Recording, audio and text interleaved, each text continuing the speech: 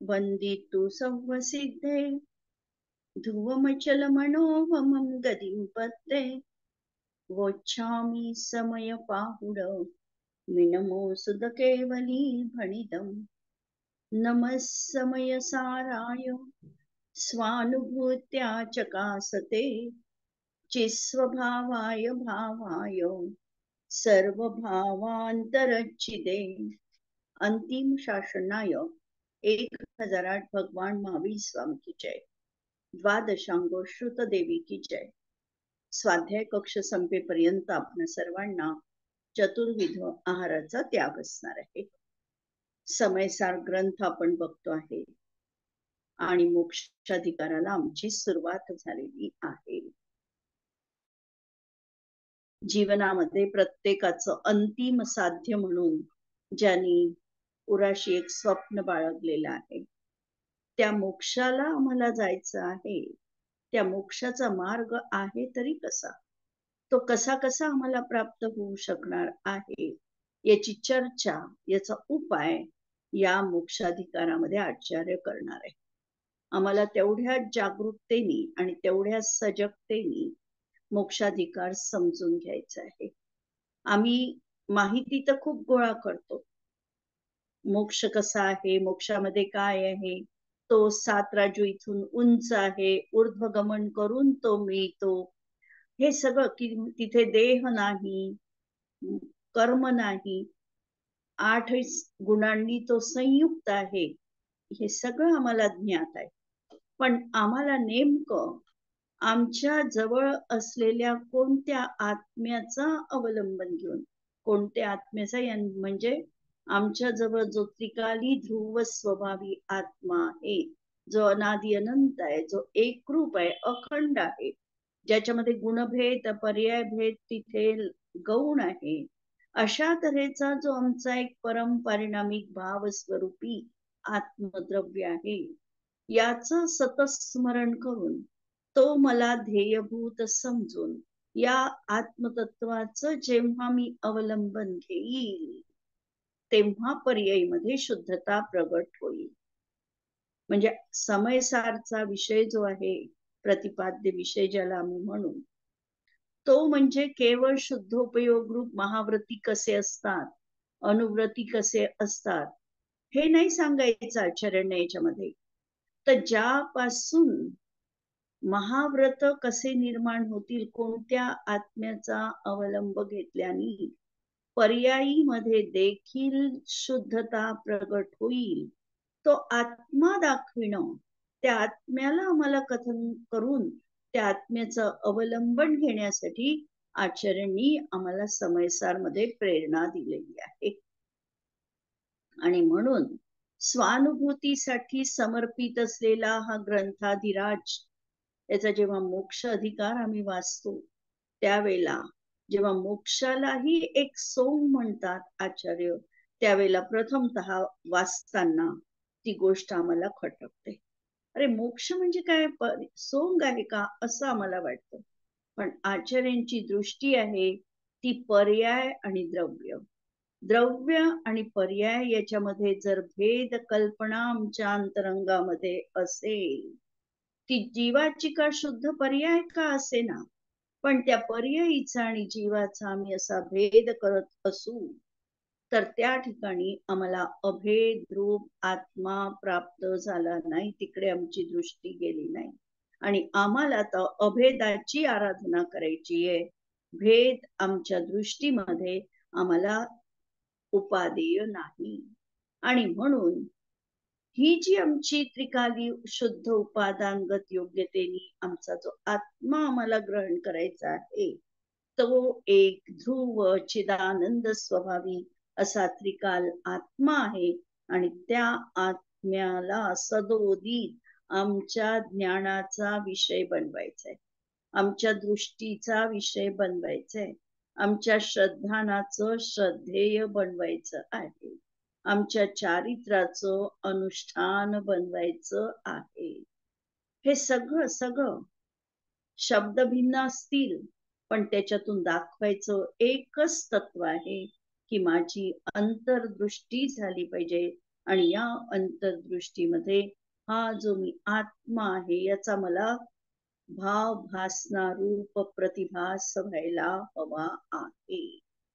जीवाधिकारापासून संवराधिकारापर्यंत आम्ही ही भेद विज्ञानाची चर्चा ऐकलेली आहे. त्यानंतर निर्जराधिकारामध्ये भेदविज्ञानी आत्मानुभवी पुरुष कसा असतो, तो कशा प्रकारे वागतो, बोलतो, त्याच्या क्रिया कशा असतात त्या आम्ही बघितल्या. आणि बंधाधिकारामध्ये मूळ बंधाच्या कारणाचा विचार आचार्यांनी केलेला आहे. आणि बंधापासून सुटणं म्हणजे मोक्ष.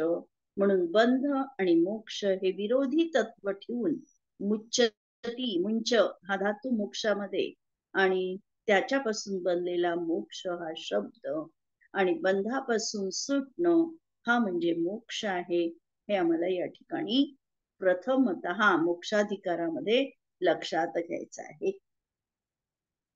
या ठिकाणी मंगलाचरणामध्ये आचार्य अमृतचंद्रांनी त्या ज्ञानाचं स्मरण केलेलं आहे की ज्या ज्ञानामुळे बंध आणि आत्मा यांना भिन्न भिन्न करून आत्म्याला जे ज्ञान कर्मबंधनातून मुक्त करतं त्या ज्ञानाचा इथे जय जयकार केलेला आहे. त्या ज्ञानाचं या मंगलाचरणामध्ये प्रथमतः स्मरण केलेलं आहे. कलश पहा, 180 नंबरचा मोक्षाधिकाराचा पहिला कलश. द्विधा कृत्य प्रज्ञा क्रकच दलनाद बंध पुरुषो नयन मोक्षम साक्षात पुरुषमुपलम्भेक नियतम् इदानीमुन्मज्जत् सहज परमानंद सरसम परम पूर्णं ज्ञानं कृत सकल कृत्यं विजयते. अशा त्या ज्ञानाचा या ठिकाणी जय जयकार आहे. विजयते ते ज्ञान सदा जयवंत असो ही भावना व्यक्त केलेली आहे. कोणतं? तर प्रज्ञारूपी करवतीने. क्रकच म्हणजे करवत. प्रज्ञारूपी आम्हाला आमचा बंध आणि आत्मा या दोनना आमच्या जीवनात आम्हाला पृथक करायचंय. ही पृथक करण्यासाठी साधन कोणतं आहे? तर ते साधन देखील म्हणजे ते करण देखील आमच्याच जवळ असलं पाहिजे. दुसऱ्याच्या हातामध्ये असलेलं शस्त्र आमच्या उपयोगी नाही. कोणतं शस्त्र श्रेष्ठ? तर आमच्या जवळ जे काही असेल तेच आमच्या हातातलं शस्त्र हे श्रेष्ठ म्हटल्या जातं. म्हणून असं करण कोणतं, साधन कोणतं? तर ती आहे प्रज्ञारूपी करवत. म्हणून प्रज्ञारूपी करवतीने विदारण करायचंय, दोन अलग करायचंय. आणि दोन अलग कधी होऊ शकेल? कल्पना करा. काल मी सांगितलं की मराठीमध्ये जसं संधी आणि विग्रह हा प्रकार आहे, तर ज्या ठिकाणी विग्रह कधी होऊ शकतो? ज्या ठिकाणी संधी झालेली आहे त्याच ठिकाणी आम्ही विग्रह करू शकतो. जसं आम्ही एखादा शब्द वापरला की कोणताही शब्द जर आम्ही वापरला तर तो आम्ही वेगळा कसा करू शकतो? तर वेगळा करायचा असेल तर विशिष्ट नियमानुसार तो आम्हाला वेगळा करावा लागतो. आणि त्यासाठी जो नियम आहे की जिथं संधी झालेली आहे त्या ठिकाणीच आम्हाला त्या शब्दांना वेगळं पण सांगावं लागतं, पाहावं लागतं. म्हणून अशा तऱ्हेने ही जी आत्मा आणि बंध यांची जी संधी झालेली आहे, जी आम्हाला दिसत नाही, इतकी ती सूक्ष्म संधी आहे की आम्हाला ती एकदम लक्षात येत नाही. दुरून तर आम्हाला आत्मा आणि बंध एकच वाटत आहे. पण जसजसं आचार्य आम्हाला दाखवत जातात की बघ, तू सूक्ष्म अनुभव, त्या ठिकाणी ही संधी तुला दिसते आहे, त्याचा तू पहिल्यांदा अनुभव घे. आणि जिथं संधी झालेली आहे तिथून त्या दोनला तू अलग करू शकतो. तिथंच ते दोन अलग होण्याची शक्यता आहे. म्हणून या ठिकाणी सांगितलं की विदारणद्वारा बंध आणि आत्म्याला द्विधा करून, दोन रूप करून बंध अलग करायचंय आणि आत्मा अलग करायचा आहे.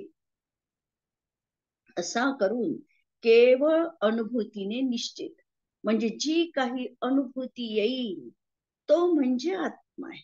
म्हणून समयसारच्या अमृतचंद्राच्या टीकेचं नाव ठेवलं गेलं आत्मख्याती. म्हणजे आत्म्याची ख्याती, आत्म्याची प्रसिद्धी कशाने होते? तर आत्म्याची प्रसिद्धी ही अनुभूतीने होते. आणि जेवढी अनुभूती आहे तेवढाच आत्मा आहे, म्हणून अनुभूतीने तेवढाच तो निश्चित केलेला आहे. जेवढी चैतन्याची अनुभव तेवढीच आत्म्याची अनुभूती, तीच आत्म्याची ख्याती. आणि अशा तऱ्हेने आत्मानुभूतीने निश्चित, म्हणजे जेवढी स्वरूपाची अनुभूती आहे तेवढाच आत्मा आहे. न अन्युन्यम अनतिरिक्तम याथातथ्यम विनाच विपरीतात. त्याच्यापेक्षा कमी नाही, अधिक नाही, विपरीत नाही. याथातथ्यम जसा सांगितला आहे तसंच ते आहे. हे जेव्हा आम्हाला अनुभूतीमध्ये येईल, नाही आचार्यांनी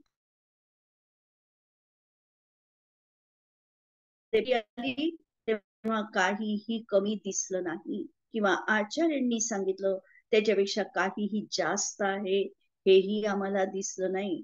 जसं त्यांनी निरूपण केलेलं आहे आत्मद्रव्याचं, तसाच मी आहे याथातथ्यम, आणि त्यापेक्षा विपरीत असं माझं स्वरूप नाही.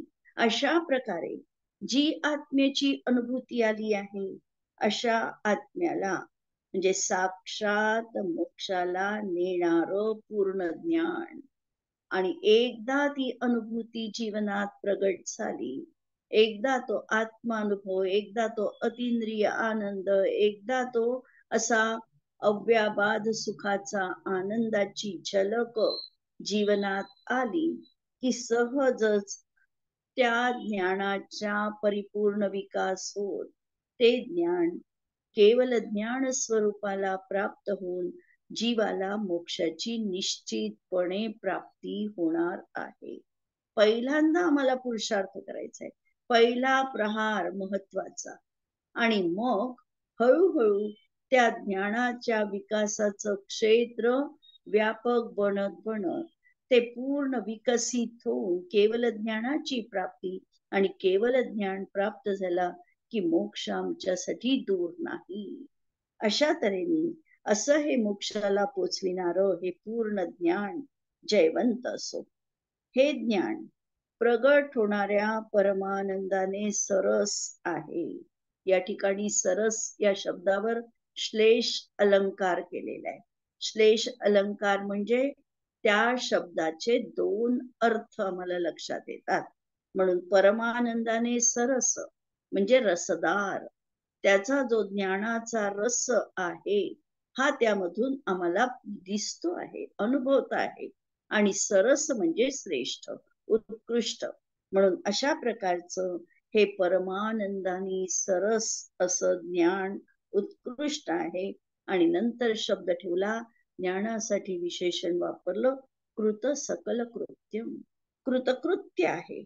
कृतकृत्य आहे म्हणजे जीवनामध्ये जे जे करणीय होतं ते आता संपूर्ण करून चुकला.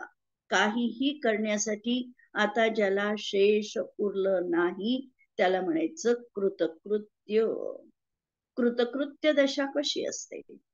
हातावर हात ठेवून दोन्ही हात पद्मासनामध्ये बसलेले आहे, पायाची चक्कर संपलेली आहे, भ्रमंती संपलेली आहे, स्थिर बसलेले आहे, करण्यासारखं काहीही नाही. हातावर हात ठेवून निश्चल, इकडे तिकडे पाहण्यासारखं देखील जीवनात काहीही उरलं नाही, दृष्टी नासाग्र. आणि आत्मतत्वाच्या अनुभूतीमध्येच वेदन, बाकीच्या कोणत्याही पदार्थांची अभिलाषा नाही, अशी ही जी दशा आहे, ही जी निर्विकल्प समाधी दशा आहे, ही दशा म्हणजेच कृतकृत्यतेची चरम सीमा आहे. आणि असं ते कृतकृत्य आहे म्हणजे करण्यायोग्य त्यांनी संपूर्ण कार्य केलेलं आहे. जोपर्यंत पहिल्यांदा पुरुषार्थपूर्वक त्यांना काही कार्य केली, जसं करणलब्धी केली, आणि करणलब्धी केल्यानंतर जे त्याचं कार्य आहे सम्यक दर्शन, ते निश्चितपणे प्राप्त होणार. पुढे श्रेणी आरोहण करताना परत करण परिणाम झाले. शपक श्रेणी आरोहण केली, 12व्या गुणस्थानात गेले. 12व्या गुणस्थानातून 13व्या मध्ये अंतर्मुहूर्तातच प्रवेश. केवल ज्ञानाची प्राप्ती, आणि केवल ज्ञानाची प्राप्ती झाल्यानंतर आता जीवनामध्ये 4 अघाती कर्म जरी शेष आहे, तरी पुरुषार्थ काही उरलेला नाही, कारण तो सहज आयुक्षयाच्या क्षणी सहज आता मोक्ष जीवनात होणार आहे. अशी जी कृतकृत्य दशा, ती त्यांना आता उपलब्ध झालेली आहे, आणि म्हणून काहीही करण्यासारखं आता उरलेलं नाही. भावार्थ, ज्ञान आणि बंध, ज्ञान बंध आणि आत्म्याला पृथक, म्हणजे ज्ञान बंध आणि आत्म्याला पृथक करून पुरुषाला मोक्षास पोचविते, आणि आपले संपूर्ण स्वरूप प्रगट करून जयवंत वर्तते. या प्रकारे ज्ञानाच्या सर्वोत्कृष्टपणाचे वर्णन रूपाने हे मंगलाचरण या ठिकाणी केलेले आहे.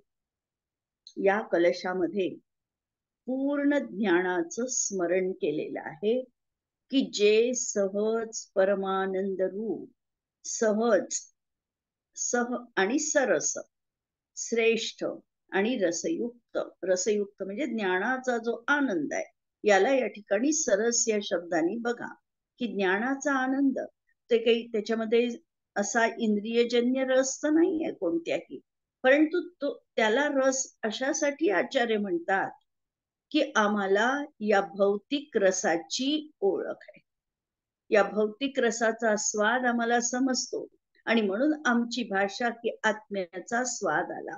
आत्म्याचा स्वाद आला म्हणजे काय? आत्मा काय रसनेंद्रियाचा विषय बनला? असं नाही. आत्मा रसनेंद्रियाचा विषय कधी बनूही शकत नाही, पण आम्हाला अशा प्रकारे रसनेंद्रियाच्या विषयांची चव अवगत आहे, त्याचा परिचय आहे. म्हणून आचार्य त्यांच्या उत्कृष्ट दशेतून आमच्यासाठी खालच्या पायरीवर उतरून जणू काही आम्हाला बोटांनी पकडून तो निर्देश करत आहे, की तू या शब्दांनी बघ, पण काय बघ, तर जे मी अनिर्वचनीय असा आत्मतत्व दाखवतोय ते बघ. शब्द तुझे वापर, पण शब्द वापरत असताना तू त्या शब्दांना नको बघू, शब्दाच्या माध्यमातून हा जो अनिर्वचनीय ज्ञानाचा आनंद आहे, तिकडे तुझं लक्ष केंद्रित कर. हे आचार्य अत्यंत करुणाबुद्धीनी आम्हाला सांगत आहे. आमच्यासाठी त्यांनी वरची पायरी सोडून ते आमच्या पायरीवर येऊन आम्हाला उपदेश देत आहे.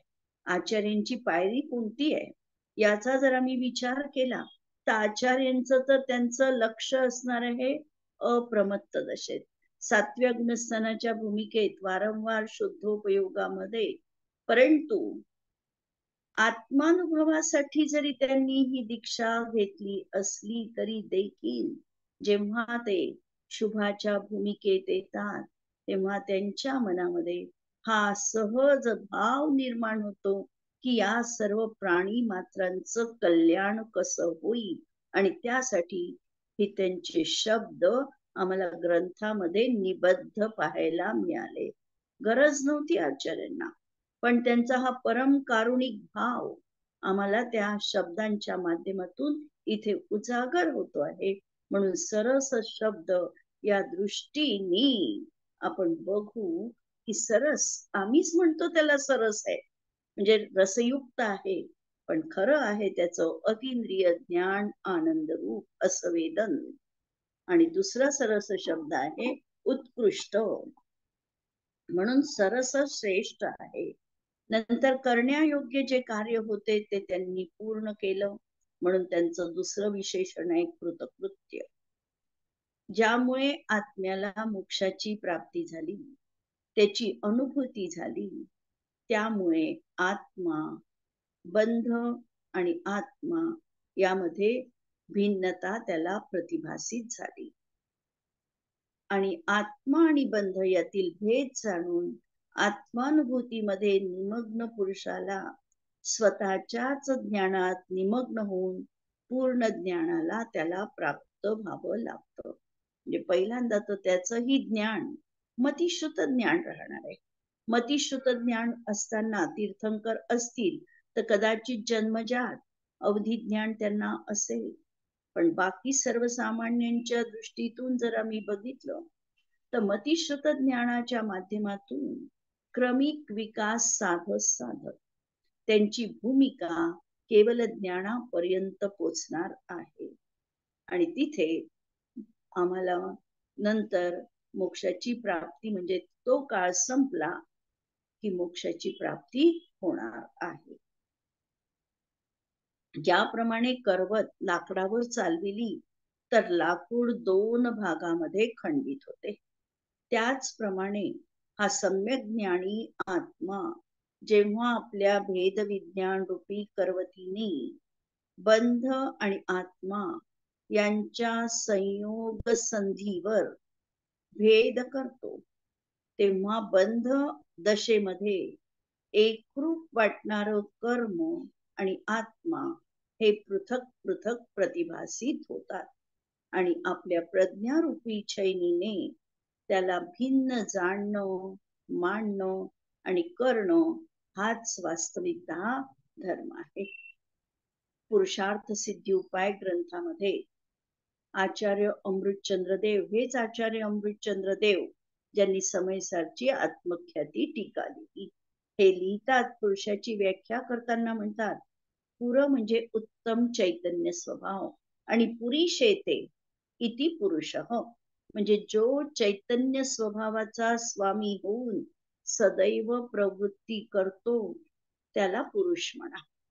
पुरुषाची व्याख्या पुरीशेते इति पुरुष, म्हणजे जो चैतन्य स्वभावात त्याचा स्वामी बनतो आणि सदैव मी चैतन्य स्वरूप आहे अशी ज्याची प्रवृत्ती आहे त्याला पुरुष म्हणतात. 9वी की 10वी गाथा आहे आणि त्या ठिकाणी पुरुषाची व्याख्या सांगताना सांगतात, अस्ति पुरुष चिदात्मा.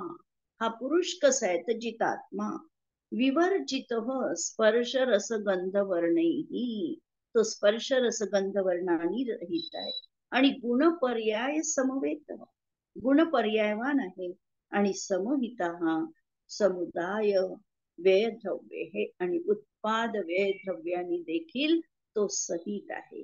म्हणजे एक त्यांनी आत्मेची जी पूर्ण व्याप्ती आहे ती या ठिकाणी कथन केली की तो उत्पाद व्यय द्रव्य युक्त आहे, गुणपर्यायांनी सहित आहे. गुणपर्यव द्रव्यम, तत्वार्थ सूत्रामधलं सूत्र गुणपर्यव द्रव्यम आणि उत्पाद व्यय द्रव्ययुक्तम सत आणि विवर्जित हा स्पर्श रसगंध वर्णे ही अरूपी आहे, असा हा चिदात्मा आहे. आणि हा कसा आहे, पुरुष पुरुष आहे. भेद विज्ञानाच्या द्वारे हा केवल ज्ञान रूपाची प्राप्ती करतो. ते ज्ञान देह, इंद्रिय, मन, वचन, काय या सर्वांपासून पृथक केवळ स्वात्मोत्थ स्वाधीन उत्कृष्ट आनंद दशेला पोचविणार आहे. बंध जड रूप आणि आत्मा चैतन्य रूप आहे. या लक्षण भेदाच्या आधारे तो अनादिकालापासून निमित्त नैमित्तिक अशा एक रूप बंधाला आत्म्यापासून पृथक करतो. काय निमित्त नैमित्तिक रूपाने हा जो परस्पर अवगाह संबंध कर्माचा आणि आत्म्याचा, देहाचा आणि आत्म्याचा हा जो परस्पर अवगाह रूपाचा संबंध झालेला आहे याला तो पृथक करतो. नुसतं जाणण्याने जीव बंधन मुक्त होणार नाही. जिनागमाचा आदेश ऐकून सद्गुरूंची संगती प्राप्त करून जिनेंद्र भगवंतांच्या दर्शनाने आपल्या आणि कर्माच्या स्वरूपाला यथार्थ जाणून त्यावर प्रथमतः तर अकाट्य श्रद्धा करणे. कोणकोणतं आम्हाला साधन घ्यावं लागणार आहे, बाह्य कारण. कारण जसं अंतरंग कारण आहे, उपादान कारण आहे, बाह्य कारण आहे, त्याप्रमाणे पहिल्यांदा तर उपादान कारण महत्वाचं आहे, की माझा आत्मा अशा तऱ्हेने कार्य करण्यासाठी सन्मुख झाला पाहिजे, माझी उपादानगत योग्यता पाहिजे. दुसरं अंतरंग निमित्त कारण. अंतरंग निमित्त कारणाचा जर विचार केला तर कर्माचा तसा उपशम क्षय क्षयोपशम अभिप्रेत आहे या ठिकाणी. आणि बाह्य कारणाचा जर आम्ही विचार केला तर बाह्य कारण देखील तशा प्रकारचं आम्हाला प्राप्त व्हावं लागतं. म्हणजे जिनागमाचा आदेश उपदेश देशनालब्धी आम्हाला प्राप्त व्हावी लागते. आम्हाला आत्मतत्व जाणण्याविषयी क्षयोक्षम लब्धी असावी लागते. जर आम्हाला आत्मा काय आहे हे जाणण्याची उत्सुकताच नाहीये, कशासाठी शास्त्र वाचायचं आम्हाला उत्सुकता नाहीये, आहे मला त्या संबंधी काहीही उत्सुकता नाही, ओढ नाही, क्षयोक्षम लब्धी नाही. क्षयोक्षम लब्धीच नाही झाली तर विशुद्धी लब्धी कशी होईल? विशुद्धी लब्धीत तर परिणामांची उज्ज्वलता व्हावी लागते. अंतर्मुहूर्त काळापर्यंत आमचे परिणाम उज्ज्वल, स्वतःला एक अनुकूल असं आम्हाला वाटलं पाहिजे, की नाही आता हे करायचंय, हे मला वाचायचं आहे, हे मला समजलं पाहिजे, माझा आत्मा मला ज्ञात झाला पाहिजे, की त्या ठिकाणी परिणामांची उज्ज्वलता. आणि देशना तशा प्रकारचा उपदेश आम्हाला ऐकायला मिळाला पाहिजे. विकथांचा उपदेश आम्ही अनेक वेळेला ऐकतो आणि विकथा आम्हाला प्रिय पण असतात. विकथामध्ये आमचं मन पण रमतं. पण आज तागायत पर्यंत एयत्त विहत्ता आत्मेची एकत्व विभक्त रूप आत्मेची कथा मी ऐकली नाही. म्हणून नवरीन सुलभो विहत्तस्य, ही कथा सुलभ नाही आहे. कारण ही कथा ऐकण्याला आम्हाला आज तागायत पर्यंत वेळ मिळाला नाही, आम्ही ती समजून घेतली नाही. म्हणून प्रथमतः तर जिनागमाचा उपदेश, नंतर सद्गुरूंची संगती. जसं आचार्यांनी सांगितलं की मी तुला हा आत्मा दाखवेल, प्रतिज्ञा केलेली आहे आचार्यांनी 5व्या श्लोकामध्ये समयसार मध्ये, तम एयत्त विहत्तम अप्पाणम दायेह सवी हवेन, मी माझ्या निज वैभवानी हे तुला एकत्व विभक्त रूप आत्मा दाखवेल. आणि दाखवेल म्हटल्यानंतर आम्हाला जिज्ञासा पाहिजे, की तुम्ही जो आत्मा दाखवणार आहे तो दाखवा. आणि ही जिज्ञासा नसेल तर तरीही भागणार नाही. म्हणून सद्गुरूंची संगती प्राप्त करून जिनेंद्र भगवंतांचं दर्शन, हे भगवंत तुम्ही जसे आहात तसं मी पण आहे. जो जाणदी अर्हंतम दवत्त गुणत्त पज्जयत्तम, तो जाणदी अप्पाणम, तो स्वतःच्या आत्म्याला पण जाणतो आणि त्याचाच मोह जीवनात नष्ट होतो. म्हणून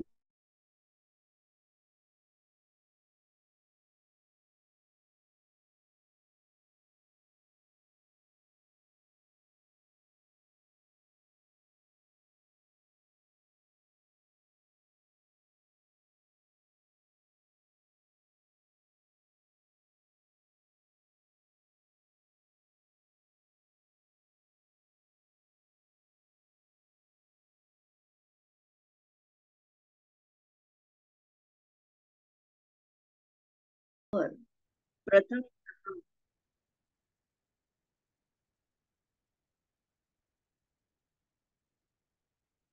त्यावर प्रथमतः अकाट्य श्रद्धा करणे आणि सम्यक चारित्र्य धारण करून पूर्ण कर्मबंधनापासून सुटणं म्हणजे मोक्ष आहे.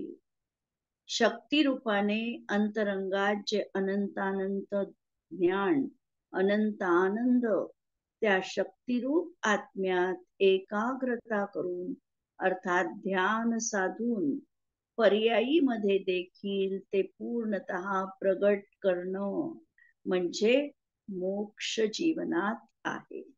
भूमिका आपण बघितली, याच्या पुढचं प्रकरण आपण उद्याला बघू. जिनवाणी के ज्ञान ते सुझे लोकालो, सो जिनवाणी मस्तक नमो सदा देत हो. नमो अरिहंताणं नमो सिद्धाणं नमो आयर्याणं नमो वज्रायाणं नमो लोहे सवसाहुणं. सर्वांना जय जिनेंद्र.